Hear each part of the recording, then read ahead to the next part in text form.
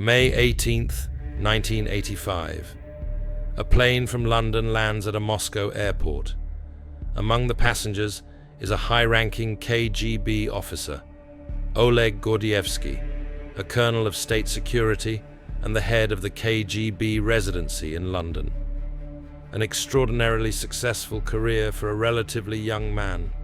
Gordievsky is only 46 years old.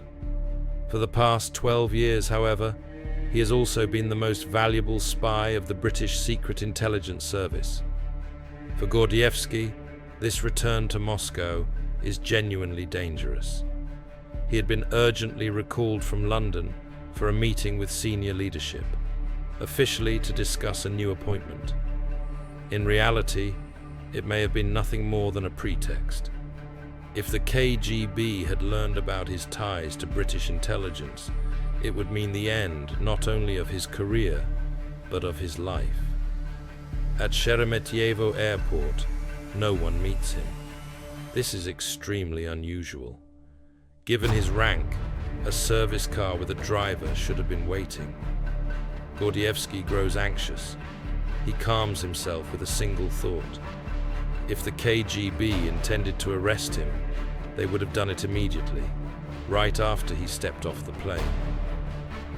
The colonel takes a taxi and heads home to his apartment on Leninsky Prospect.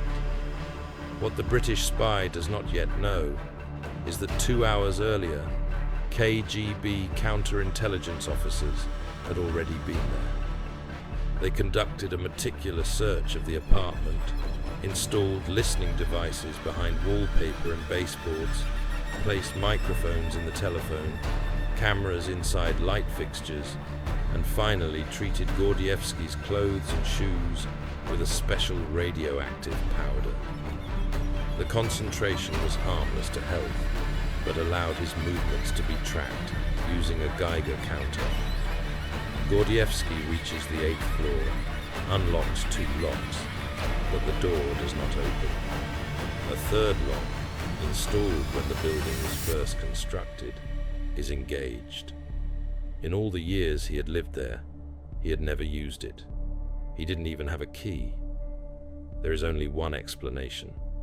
His KGB colleagues had broken in, searched the apartment, planted surveillance equipment, and locked all the doors on their way out. Gordievsky realizes he is under surveillance and suspected of espionage. The KGB knows how to extract information, and the chances that he could simply return to London as if nothing had happened are virtually non-existent. The only possible punishment for a Soviet intelligence officer caught working for a foreign power is death. Oleg Gordievsky knows this perfectly well. The 20th century produced many astonishing stories involving secret services around the world. But if one were to choose the most unbelievable of them all, it would be the story of Oleg Gordievsky. For the KGB, it was one of the greatest failures in its history. For Britain's MI6, it became the most successful operation ever conducted against the Soviet Union. The story is filled with unpredictable twists, complex characters, and decisions on which depended not only individual lives, but the fate of humanity itself. The Committee for State Security, the KGB, was a legendary organization. Opinions about its activities differ so drastically that an entire universe could fit between opposing views. But one thing neither supporters nor critics deny is its enormous influence on the life of the country and the world. Part of the image of an all-powerful security service stemmed from its structure. The KGB handled counterintelligence, foreign intelligence, criminal investigations, border security, and much more. In many Western countries, each of these functions belonged to a separate agency. In the Soviet Union, they were all concentrated in a single, omnipotent committee. At its peak, more than 1 million people worked for the KGB, officers, agents, and informants.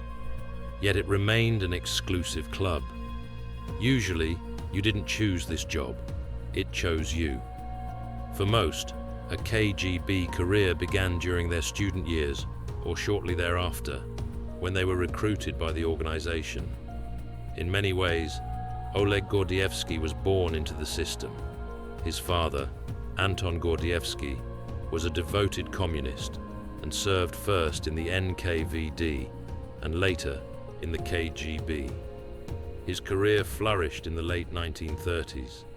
Mass repressions and other controversial chapters of Soviet security history never shook his faith.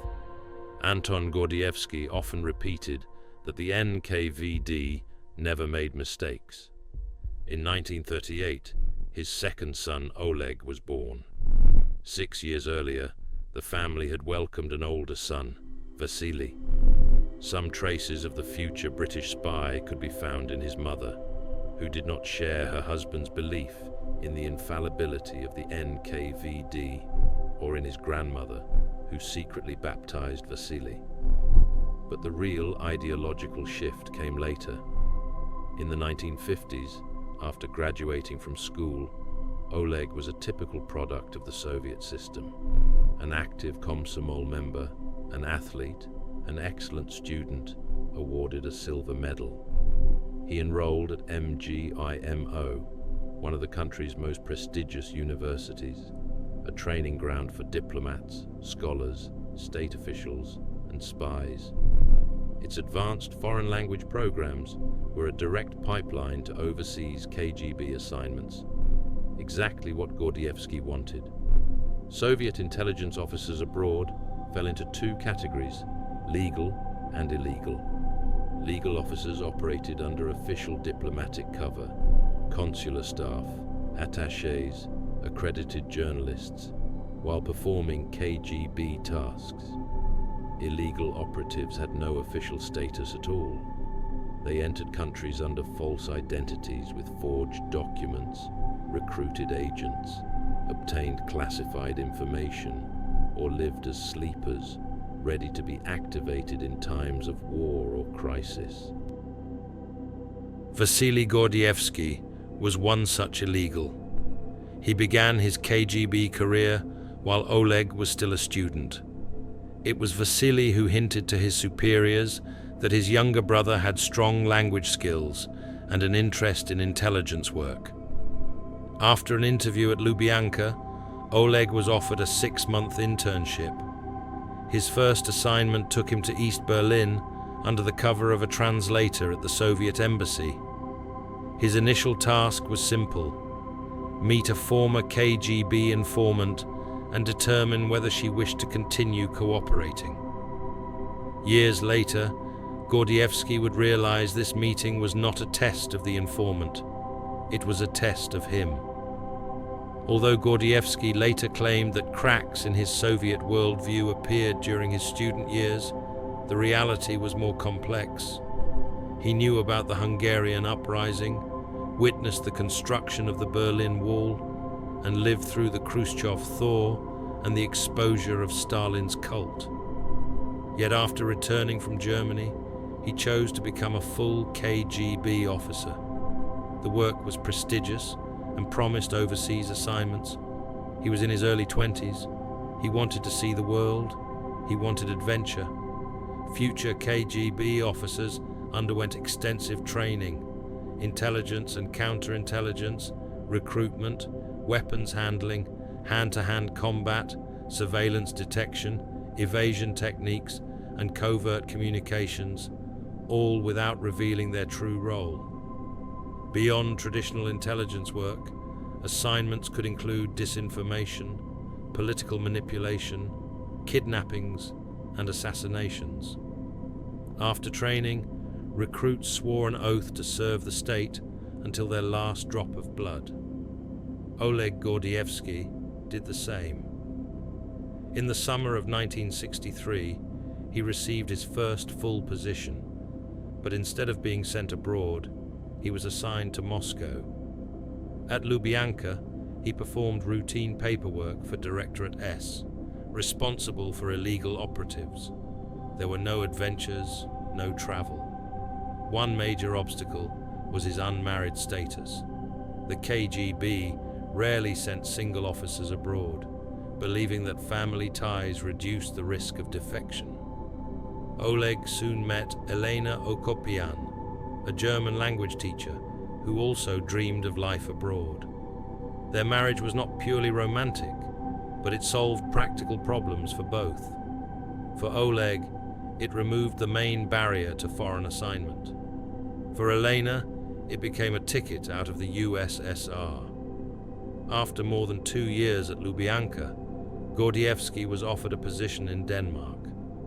In the mid-1960s, Copenhagen embodied everything attractive about Western life: clean streets, prosperity, freedom, music, books, and consumer abundance, worlds away from Soviet reality.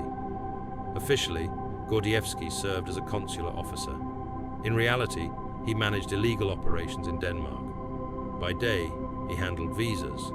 By afternoon, he ran espionage, managing agents, exchanging information, delivering money, and reporting to Moscow. Danish intelligence suspected many embassy staff were KGB officers and maintained surveillance. Avoiding it required skill, including radio interception of Danish communications, a task performed by Elena, who also worked for the KGB. But there was another side to residency life: corruption. Funds allocated for recruiting and maintaining agents were often stolen. Fake reports were written, money pocketed. Gordievsky wanted to stand out. He worked harder than most, learned Danish, actively recruited agents, and earned praise from superiors. Yet personal and ideological changes were underway. His marriage deteriorated. Political events, especially the Prague Spring of 1968, deeply affected him. Unknown to Oleg at the time, his brother Vasily was in Czechoslovakia as an illegal operative, working to sabotage the reforms. When Warsaw Pact troops crushed the movement, Gordievsky was devastated. Professional pressure mounted as Danish intelligence intensified surveillance and attempted to blackmail him over suspected homosexuality, a tactic that failed. Still, KGB leadership took notice. Gordievsky was recalled to Moscow. Returning after 3 years in the West was painful. The contrast was stark. Back in Directorate S, promotion brought no joy. He wanted to leave again. That opportunity would come after a major KGB failure and the sudden death of his brother Vasily, whose alcoholism ended his life at 39. In 1971, Britain expelled over 100 suspected Soviet intelligence officers, the largest such action in history. Vacancies opened, including in Denmark. Despite suspicions, Gordievsky received a visa. Whether Danish doubts were insufficient or something else was at play remained unclear. After the suppression of the Prague Spring in 1968, intelligence officer Stanislav Kaplan defected. While vacationing in Bulgaria, he disappeared and later surfaced in France, where he surrendered to Canadian authorities. Through close cooperation with MI6, British intelligence gained access to his debriefing. Kaplan named nearly 100 individuals of potential interest to Western intelligence. Most were Czechoslovaks, but a few were Soviet citizens, among them Oleg Gordievsky, Kaplan's former university friend. They had been close, shared interests, discussions about freedom, and a deep mutual trust. Kaplan believed Gordievsky could be recruited. Based on this assessment, MI6 began developing a potential asset under the codename Sunbeam. Gordievsky's diplomatic posting to Denmark soon followed, a move likely connected to British recruitment plans. In late 1972, Gordievsky returned to Copenhagen as second secretary at the Soviet embassy and, unofficially, head of KGB political intelligence in Denmark. His role focused on recruiting informants and conducting propaganda and disinformation. Results were limited. Danish society proved resistant to cooperation. Despite this, Gordievsky showed dedication and was promoted to major. His career appeared successful, yet time spent in Moscow weakened his loyalty to the Soviet system. He read banned literature, followed Kaplan's defection, and grew increasingly disillusioned. MI6 approached him cautiously. Initial contact was arranged through Kaplan. Gordievsky remained careful, suspecting a possible trap, but signaled intent by choosing not to report the meeting. Subsequent meetings included the head of MI6's Danish station. Eventually, Gordievsky crossed the line when he admitted he led KGB political intelligence in Denmark. He had agreed to cooperate. Regular meetings began at a safe apartment outside Copenhagen. The operation was tightly compartmentalized. Danish surveillance was temporarily lifted on meeting days to protect the asset. MI6 verified Gordievsky through controlled questioning. His intelligence proved detailed, accurate, and extensive. KGB structures, personnel, operations, and internal dynamics. Document transfer was handled carefully. Gordievsky refused cameras, instead briefly removing microfilm during lunch breaks for rapid copying by MI6 technicians. Although he identified many KGB agents across Western Europe, MI6 chose a long-term strategy. Selective exposures outside Denmark avoided suspicion. One such case was Gunvor Havik, a long-time Soviet agent inside Norway's foreign ministry. Within the KGB, fears of a high-level traitor emerged. Gordievsky expected arrest, but it never came. He later accepted payment, though his motivation remained ideological. In 1978, Gordievsky was recalled to Moscow. Divorce and infidelity damaged his standing. He was demoted and assigned desk work, with little hope of another foreign posting. Before leaving Denmark, he requested an extraction plan. MI6 devised Operation Pimlico, exfiltration through Finland in the trunk of a British diplomatic car. The activation signal involved a simple visual cue at a Moscow bakery on a Tuesday evening. Instructions were hidden inside a book. For 3 years, there was no contact. Gordievsky rebuilt his life, remarried Leila Alieva, had children, and focused on language training. In 1981, a position opened in London's KGB residency. When MI6 received the visa request for Oleg Gordievsky, they realized their agent had survived and was about to reach an even more valuable post. The visa was approved. Gordievsky and his family moved to London. Gordievsky's first impression of London was disappointing. The city felt noisier, dirtier, and far less elegant than Copenhagen. His new superiors welcomed him without enthusiasm. Officially, the first secretary of the Soviet embassy was General Arkady Guk. In reality, he was the head of the KGB's London residency. Gordievsky considered Guk arrogant, poorly educated, intellectually weak, and heavily dependent on alcohol. Guk was obsessed with the idea that British intelligence monitored the Soviet embassy around the clock, tapping phones, bugging typewriters, and installing surveillance devices everywhere. This paranoia defined the atmosphere inside the residency. New arrivals were treated with suspicion, and Gordievsky now had to re-establish contact with MI6 under these conditions. Using a phone number given to him years earlier in Copenhagen, Gordievsky arranged a meeting. It unfolded like a spy thriller. During his lunch break, he entered an unremarkable hotel, followed MI6 officers through a back exit and silently joined them in a car. Only once they were moving did they speak. The meeting took place at a safe apartment, close enough to the Soviet embassy for lunchtime meetings, but far enough to avoid accidental encounters. A new phase of cooperation had begun. While stationed in Moscow earlier, Gordievsky had spent long hours studying classified KGB files. Colleagues believed he was demonstrating diligence. In reality, he was memorizing names, structures, methods, and operations, especially KGB agents active or planned for deployment in the West. For MI6, this intelligence was unprecedented. Never before had they possessed such a detailed picture of how the KGB actually functioned. One critical revelation reassured British intelligence.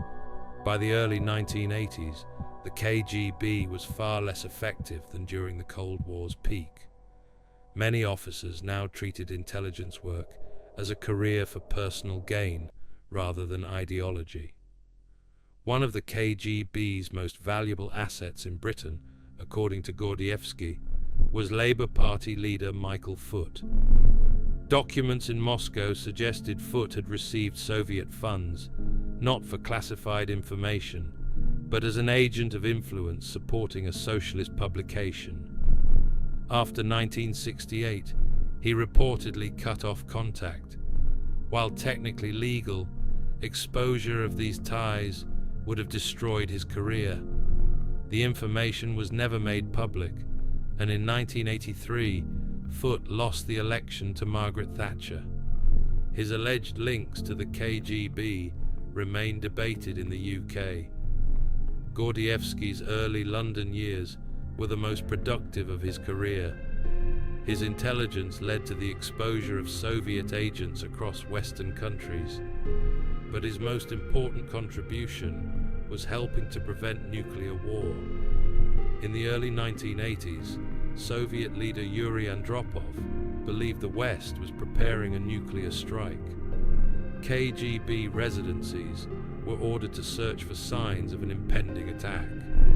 Gordievsky reported these fears to MI6. Britain and the United States adjusted their military posture to avoid escalation. Many historians believe this intelligence helped avert catastrophe.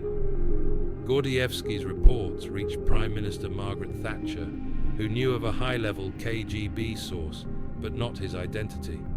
To her, he was Mr. Collins. In 1984, Mikhail Gorbachev visited Britain. MI6 used Gordievsky to prepare both sides, secretly shaping the agenda. The visit was a success and helped improve relations. In 1985, the KGB promoted Gordievsky to head of its London residency, a major victory for MI6. But unknown to both MI6 and Gordievsky, the KGB had acquired its own powerful mole.